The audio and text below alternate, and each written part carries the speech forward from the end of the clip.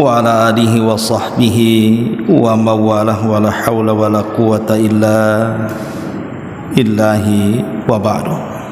Alhamdulillah, di malam ini kita bisa kembali duduk untuk bertolabul ilmi di Masjid Nidaul Ilmi, dan pembahasan di malam hari ini masih bicara tentang seputar penderitaan saudara kita yang ada di Sumatera.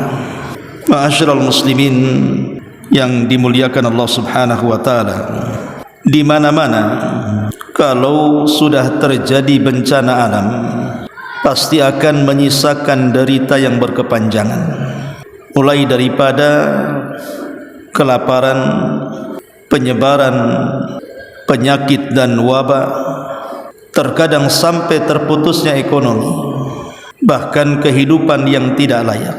Kita bisa bayangkan contoh sederhana saja, para wanita yang terdampak korban dari segi pakaian saja, terutama saat mereka sedang datang bulan, perlu pembalut. Dan biasanya ketika pasca terjadi musibah ini sangat lambat bantuan-bantuan yang membantu mereka, sehingga kita tidak bisa bayangkan betapa kesulitannya mereka. Belum lagi kemudian trauma kehilangan rumah, kehilangan kendaraan, kehilangan mata pencaharian, bahkan juga boleh jadi mungkin ladang sawah mereka sudah hancur dan tidak bisa dipakai. Bahkan kita bisa lihat hari ini di medsos bagaimana pengakuan-pengakuan orang-orang yang terdampak musibah itu. Boleh dikata mungkin hampir 100% ekonomi lumpuh. Dari sini saja dengan lumpuhnya ekonomi, kita bisa bayangkan betapa sulitnya mereka mencari makan. Jangan lagi cerita kenyang. Untuk meminta bantuan saja, terutama daerah-daerah yang terisolir itu, luar biasa susahnya. Entah sampai kapan mereka bisa bangkit. Kalau boleh saya mengambil istilah Nabi Uzair yang diceritakan di dalam Al-Quranul Karim saat melintasi Baitul Maqdis yang hancur sampai rata dengan tanah, diserbu oleh pasukan zalim Bukhtun Nasr. Ketika Uzair lewat kemudian melihat kota yang sebelumnya indah, sebelumnya ramai dengan muamalah-muamalah manusia, tiba-tiba setelah terjadi peperangan, bukan hanya banyak pembantaian, tapi bangunan-bangunan dirobohkan sampai rata dengan tanah. Maka Nabi Allah Uzair pun memandang kota yang sudah hancur berkeping-keping, sehingga Uzair mengatakan, apakah mungkin Allah Subhanahu wa taala bisa menghidupkan kota itu kembali? Uzair tidak meragukan kemampuan Allah Subhanahu wa taala, tapi itulah fitrah manusia. Kaifa yuhyillahu hadhihi ba'da mautiha? Bagaimana Allah Subhanahu wa taala bisa menghidupkan kota yang sudah hancur sedemikian rupa? Tapi bukan mustahil Allah Subhanahu wa taala bisa mengembalikan kota itu. Setelah Uzair kemudian ditidurkan 1 abad, ketika dibangunkan rupanya kota itu sudah kembali normal. Boleh jadi kita katakan kepada saudara-saudara kita yang terdampak dengan bencana alam banjir di Sumatera itu, apakah mungkin Allah dengan cepat mengembalikan tempat yang indah yang sudah rusak kembali semula? Tentu kita tidak meragukan qudratullah, kemampuan Allah. Kita yakin Allah mampu mengembalikan. Tapi dengan dampak yang sedemikian rusaknya kota itu, rasa-rasanya dalam waktu dekat seperti mustahil akan kembali sebagaimana semula. Pasti akan membutuhkan proses yang cukup lama.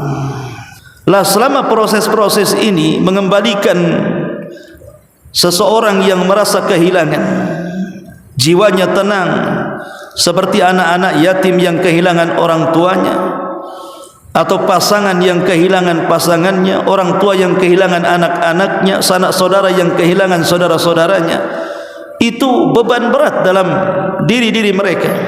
Saya kira jangankan lagi meninggal tidak normal. Kalau seandainya ada suami istri saja dan itu sangat dicintainya, meninggal secara normal, boleh jadi sakit, sudah berupaya datang ke rumah sakit, dirawat, tetapi juga takdirnya sudah menentukan kematiannya.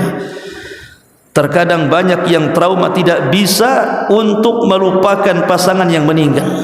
Macam mana kalau kematiannya mendadak dan kematiannya tidak normal? Tahu-tahu meninggal, dan meninggalnya itu mata-mata mereka melihat bagaimana orang-orang yang dicintainya diseret banjir, tertimbun lumpur, tertimpa bangunan.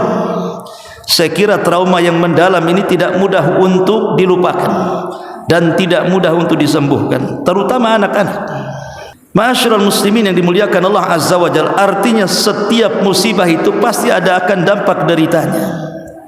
Pasti, tidak mungkin tidak.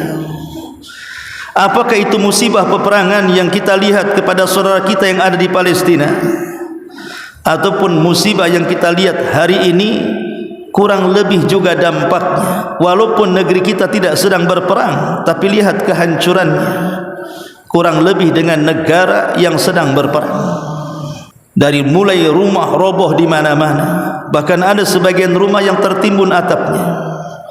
Kemudian korban jiwa yang sudah mencapai 1000 jiwa, belum lagi jutaan pengungsi, belum lagi yang luka-luka, belum lagi yang kelaparan. Bahkan ada yang meninggal bukan karena bencana alam, tapi karena tidak ada makanan yang dimakan, atau karena ada penyakit yang tidak ada obat yang tersedia. Dan ini yang terjadi. Ma'asyiral muslimin yang dimuliakan Allah Subhanahu wa taala, maka malam ini kita akan mencoba bicara tentang dampak derita setelah musibah. Bagaimana pandangan Islam tentang hal ini? Baik ma'asyiral muslimin yang dimuliakan Allah Subhanahu wa taala, kita tahu bahwa setiap musibah itu pasti punya pengaruh. Setiap musibah itu pasti ada pengaruhnya, baik pengaruh secara dunia ataupun pengaruh secara agama.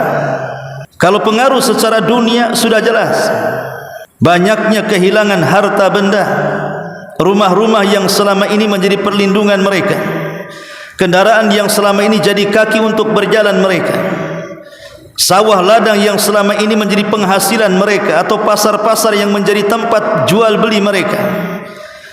Artinya secara dunia sudah tidak usah dibicarakan. Kita sudah menyaksikan di medsos walaupun kita tidak hadir di sana. Tapi saya sudah bisa bayangkan betapa sulitnya kehidupan mereka. Saya sendiri pernah betulan bersama Ustaz Aswad ketika terjadi gempa Lombok itu, yang terdampak satu kabupaten. Itu saja saya melihat penderitaan orang-orang itu sudah tidak bisa kita bayangkan betapa sedihnya mereka itu. Kehilangan rumah, kehilangan harta, kehilangan kendaraan, bahkan kehilangan jiwa orang-orang yang dicintainya. Saya kira kurang lebih yang terjadi di sana. Ma'asyiral muslimin yang dimuliakan Allah Subhanahu wa taala, tapi apa pengaruh daripada segi agamanya? Pertama, asar musibah itu terkadang bisa jadi takfirus sayyiati wa raf'u darajat. Terkadang musibah itu bisa menghapuskan keburukan-keburukan dan mengangkat derajat. Karena terkadang musibah itu bisa membersihkan dosa.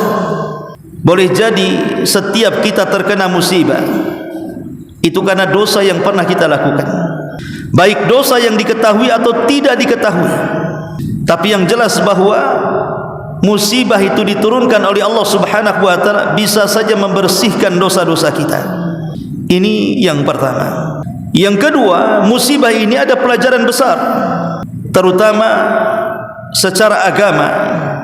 Terjadi ukhuwah Islamiyah yang luar biasa. Yang tadinya mungkin dengan tetangganya ya cuek-cuek saja, tidak ada perhatian, akhirnya karena sesama menderita, akhirnya mereka pun berjuang sebisa mungkin bersama-sama untuk saling menopang satu dengan yang lainnya. Bahkan saudara-saudara yang jauh pun tergerak hatinya ingin membantu saudaranya. Dan itu bentuk daripada pengamalan sabda Nabi SAW, la yu'minu ahadukum hatta yuhibba li akhi ma yuhibbu li nafsi. Tidak sempurna keimanan seseorang sampai dia mencintai saudaranya layaknya dia mencintai dirinya. Lihat sekarang bukan hanya pemerintah saja yang turun tangan, sampai berbagai macam kalangan, ormas-ormas ataupun pribadi-pribadi, mereka berlomba-lomba datang untuk membantu mereka, walaupun mungkin tidak 100% menghilangkan musibah itu, tapi bisa meringankan beban mereka. Dan ini pengaruhnya, terjadi solidaritas kaum muslimin antar mereka. Bahkan bukan hanya sesama muslim, bahkan membantu saudara-saudara kita yang mungkin beda agama dengan kita. Artinya dari sini pelajarannya adalah terkadang musibah ini bisa mengeratkan hubungan satu dengan yang lainnya. Terjadilah ukhuwah Islamiyah. Kemudian yang ketiga, tadzkir bin ni'mah. Tadzkirun bin ni'mati, mengingatkan tentang nikmat Allah Subhanahu wa taala. Di mana terkadang sebelum terjadi musibah kita lupa kalau kita ini punya rumah, kita lupa kalau kita ini diberikan kesehatan, kita lupa kalau kita ini diberikan kekuatan, diberikan kecerdasan, dan begitu seterusnya. Tiba datang musibah, rumah hancur, kemudian jiwa-jiwa melayang, kemudian dirinya pun hampir terkena musibah. Kendaraan sawah pun entah di mana rimbanya sudah terkubur dengan banjir, lumpur dan semacamnya. Sebenarnya ini bisa menjadi tadzkir bin ni'mah. Boleh jadi kita tidak atau kurang bersyukur kepada Allah Subhanahu wa taala dengan nikmat yang ada. Karena ketika kemudian seseorang itu dulunya sehat kemudian sakit, teringatlah nikmat sehat itu. Yang dulunya dia pernah punya rumah kemudian hilang rumahnya, teringatlah bahwa Allah pernah memberikan nikmat rumah kepadanya. Teringatlah kalau Allah memberikan nikmat kekuatan kepadanya, kemudahan dalam mencari rizki dan ekonomi. Lah dengan mengingat nikmat-nikmat yang hilang itu, maka ini jadi pelajaran bagi kita bahwa nikmat itu akan senantiasa ada dan bertambah jika kita bersyukur. Tapi nikmat itu akan lenyap jika kita menjadi orang yang kufur. La in syakartum la azidannakum wa la in kafartum inna adzabi lasyadid. Kalau kalian syukur, maka ku tambah nikmatku untuk kalian. Tapi kalau kalian kufur, azabku akan datang kepada kalian dengan pedih. Ma'asyiral muslimin yang dimuliakan Allah Subhanahu wa taala, maka bagi kita yang tidak terdampak musibah, bersyukurlah kepada Allah. Pujilah Allah sebanyak-banyaknya. Bagaimana kalau seandainya kita ganti posisi kita di posisi mereka dan posisi mereka di posisi kita? Belum tentu kita bisa menghadapinya. Belum tentu kita bisa tabah menghadapinya. Maka perbanyaklah mengucap alhamdulillah, bersyukur kepada Allah Subhanahu wa taala. Kemudian yang keempat, fursatun li'audati ilallahi azza wa jalla. Dengan adanya musibah ini sebagai fursah. Sebagai fursah itu artinya kesempatan kita untuk kembali kepada Allah Subhanahu wa taala. Karena musibah-musibah itu terkadang ketika datang kepada kita berarti semakin melihat atau memperlihatkan kepada kita tentang kelemahan kita di hadapan Allah Subhanahu wa taala, sehingga kita berhajat dengan Allah Subhanahu wa taala. Bagaimana kita tidak lemah? Musibah itu tidak datang berbulan atau bertahun, hanya hitungan hari, tapi menghancurkan segalanya, membunuh segalanya, merusak segalanya, menghancurkan segalanya, dan kita tidak bisa menghentikannya, bahkan tidak ada daya dan upaya untuk mencegahnya. Kalau bukan kelemahan, apa namanya? Berarti kita ini lemah di hadapan Allah Subhanahu wa taala. Kalau kita sudah mengakui lemah di hadapan Allah, tidak bisa mencegah musibah datang, maka sudah seharusnya kita ini sangat berhajat dengan Allah Subhanahu wa taala. Ini kesempatan untuk kembali kepada Allah Subhanahu wa taala. Rizki yang hilang, kalau Allah Subhanahu wa taala mau, bisa Allah kembalikan. Lihat Nabi Ayub alaihi salatu wassalam sebagai contoh, ditimpa musibah dalam hitungan hari, kebunnya terbakar, ternaknya mati.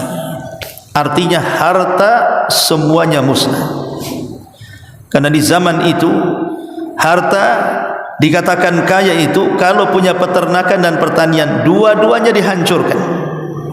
Datang wabah, datang kebakaran, ternaknya mati semuanya. Akhirnya Nabi Ayub jatuh miskin dan dia tidak bisa membayar karyawan-karyawan yang bekerja di ladang atau di peternakannya.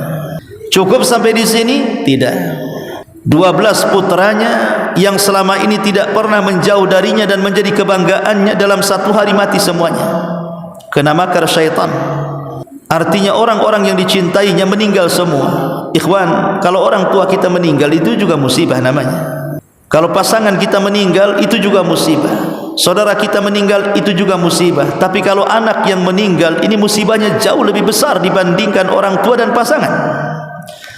Lah Nabi Ayub merasakan itu semuanya. Seluruh putra-putranya meninggal dunia dan tidak disisakan satupun. Dan meninggalnya dalam satu hari. Sebutkan dalam kisah Israiliyat di mana syaitan menjelma manusia kemudian mengundang putra-putra Ayub. Saat mereka dijamu dalam satu rumah, rumah itu dirobohkan oleh syaitan kemudian tertimbun semuanya. Mati semua. Cukup sampai di sini? Tidak. Allah menguji Ayub kembali dengan cara apa? Diberikan penyakit. Penyakit ini melumpuhkan seluruh persendian Ayub.